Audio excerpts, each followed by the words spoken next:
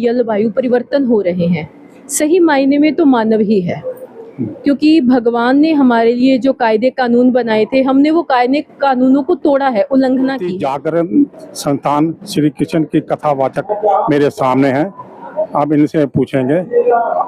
मैं आपसे पूछना जानता हूँ कि मैंने कथा कई जगह सुनी, आज की मैंने कथा जो सुनी, आपने राष्ट्र के बारे में तो बहुत जोर दिया। राष्ट्र में जो संस्कृति है, जो हमारा सनातनी है, और गौ माता का जयकारा भी दिया गया, लेकिन बहुत विडंबना की बात है, गौ जो उसका मांस जो कह सकते हैं जो भी है, उस पर GST 0% कर दिया।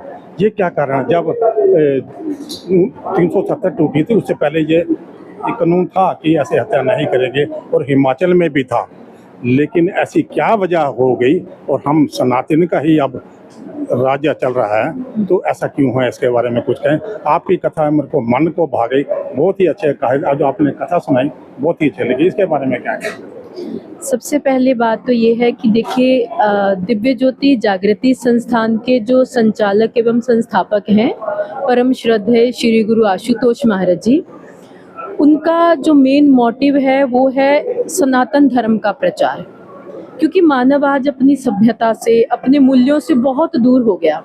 तो इसलिए जगह जगह पर ऐसे कार्यक्रम, ऐसी कथाएं, बहुत से ऐसे आयोजन हो रहे हैं जिनका मतलब है, भले ही वो हमारे छोटे बच्चे हों, हमारी युवा पीढ़ी हो, या हमारे बड़े सीनियर सिटीजन्स हों, हर किसी को उनके मूल के साथ जोड़ा जाए, मतलब भगवान के साथ। तो जो बात थी, आज आपने कथा के माध्यम से सुना कि आज राष्ट्र आराधन की बात की, तो ये हमारा जो राष्ट्र है ये सर्वोपरि है। तो क्योंकि भारत को पूरे विश्व की मुकुटमणि कहा गया, तो ये राष्ट्र आराधन करना, हम तो भारतीय हैं, हमारा तो राष्ट्र है, तो इसकी पूजा करना, इसकी आराधना करना, इसका नमन करना, ये तो हमारा सबसे बड़ा कर्तव्य है और ये सर्वोपरि है। तो जो गौवध हो रहा है, जहाँ आपने हमें जो आज GST को लेकर ये प्रश्न किया है, एक्चुअली इस समय समाज के अंदर बहुत सारी विकृतियां हैं। जो हमारा संविधान है उसके लिए भी अभी की जो सरकारें हैं वो बहुत प्रकार के प्रयास कर रही हैं, क्योंकि एक्चुअली क्या होता है कि जब बहुत प्रकार की विकृतियां हों तो उनको सुधारने में थोड़ा सा समय लगता है। तो इसलिए धीरे धीरे करके हर प्रकार के प्रयास हो रहे हैं, और हम पूरी उम्मीद करते हैं, क्योंकि हर भारतवंशी की भी यही इच्छा है और हमारी सरकारों की भी हर किसी की यही इच्छा है कि हमारा भारत फिर से वही जगत गुरु बन जाए जैसा पहले था, जैसी इसकी गरिमा पहले थी, वही राम राज्य, वही कृष्ण राज्य पुनः हमारे भारत में लौट आए। और यही हमारी इस कथा का भी मोटिव है। अभी गांधीनगर में गरबा हो कर रहे थे, उन्होंने ऐसा लगा किया था कि भी वहाँ पर दूसरा कोई नहीं आएगा, लेकिन फिर भी वहाँ पर दंगा हुआ, सब कुछ हुआ। ऐसा क्या है कि सनातन और हिंदू के लिए अपनी सुरक्षा के लिए ऐसा करना पड़ता है? ऐसा क्या कारण है? असल में देखिए भैया, जो ये समाज की ना बहुत सारे मुद्दे हैं कि अगर हम कहें कि हम उसको इस प्रकार से थोड़े टाइम में साझा कर पाएँ, तो एक्चुअली ये मुद्दे बड़े हैं, ये बहुत विचारणीय है और गंभीर विषय भी हैं, क्योंकि ये समाज के हित के साथ, समाज के कल्याण के साथ जुड़े हुए हैं। लेकिन हम बस इतना कहना चाहेंगे, इन सभी मुद्दों पर काम चल रहा है, ताकि समाज में रहने वाले भले कोई भी व्यक्ति हो, किसी भी धर्म, किसी भी वर्ण, किसी भी जाति का हो, हर व्यक्ति जो है वो सत्कार का अधिकारी है, रिस्पेक्ट का अधिकारी है। तो इसलिए हर व्यक्ति अपनी सामान्य जिंदगी जी पाए। तो इसलिए ऐसे मुद्दों पर बहुत से विचार, बहुत सी बैठकें हो रही हैं, ताकि समाज फिर से सभ्य हो पाए। लेकिन इतने कम टाइम में इसका आपको सही से उत्तर नहीं मिल पाएगा। जैसे अभी आपका और हम सुना करते थे, कहानियों में सुनते थे कि बादल फट रहे हैं, पकीते हो रही हैं, तो इसके बारे में कौन है, इसका उत्तरदायी कौन है?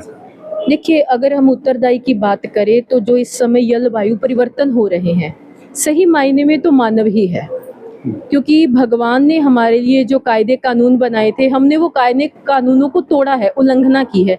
एक छोटी सी उदाहरण है, नदियां हैं, वो जल का स्रोत है, लेकिन हमने नदियों में ही विकृति पैदा कर दी। प्लास्टिक फेंक दिया, हमने थैलियां फेंक दी, मतलब पानी को दूषित कर दिया। इसी प्रकार से हमारे पहाड़ हैं, लैंडस्लाइडिंग हो रही है, बादल फट रहे हैं, क्योंकि जो पहाड़ हैं उनको भी सांस लेने के लिए थोड़ी जगह चाहिए। तो लेकिन आज जितनी पीछे एक रिपोर्ट भी आई थी कि पहाड़ों के अंदर जितने घर बनाने चाहिए उससे कहीं ज़्यादा घर बन चुके हैं, तो पहाड़ों को सांस लेने के लिए नहीं मिल रही।